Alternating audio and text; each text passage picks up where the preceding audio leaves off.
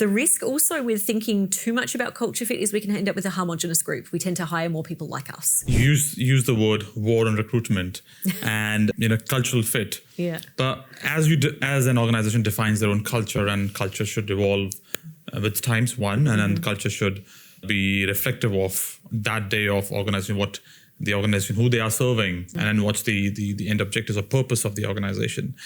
So how do you see culture playing a critical role in terms of saying no to people?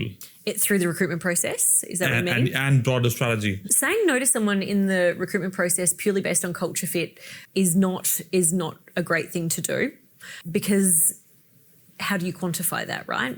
So I like to use culture fit when you've got people who have comparable skills, and then I use that the culture fit piece as kind of the icing on the top, right? So it's important that we can still demonstrate fit for the job and best person for the job. The risk also with thinking too much about culture fit is we can end up with a homogenous group. We tend to hire more people like us because they're a good culture fit, right? Like, yeah, they like the same things I do.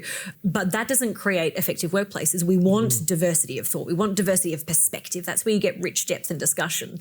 So that's about coming back to purpose of the organisation, not you look like me, you sound like me, you like the same things as me. We do the same things on the weekend. So being very conscious of what that means when we talk about culture fit through recruitment, really critical, really, really critical. And there's a bunch of research out there that demonstrates how important diverse teams and diverse thinking is. In the organisation, once we're kind of in organisations, it's about just coming back again to kind of purpose, right? So once people are in there, refocusing on the thing that matters. And I think what organisations often don't do well is they have a purpose, it's printed, they talk about it in induction, and then it like goes in a pretty document in the cupboard somewhere, and it's not really integrated into the day-to-day.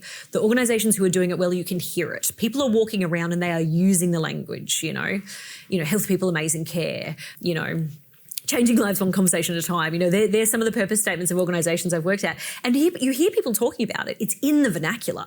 People are using it to help inform decision-making. So I think the litmus test is getting your purpose right, like actually being able to quantify that well as an organisation, and then not just printing it on a pretty sign and leaving it on the wall, but embedding that in how we do things around here. And leaders can lead by example in that way. You're in a meeting and you're making a decision. Okay, well, how does this come back to healthy people, amazing care? How does this come back to, creating thriving workplaces, and using that as the grounding and a steering point in decision making helps people make it real, because otherwise you have to create the connections for the people around you, because otherwise they won't see how what they do every day links to purpose unless you help make that connection.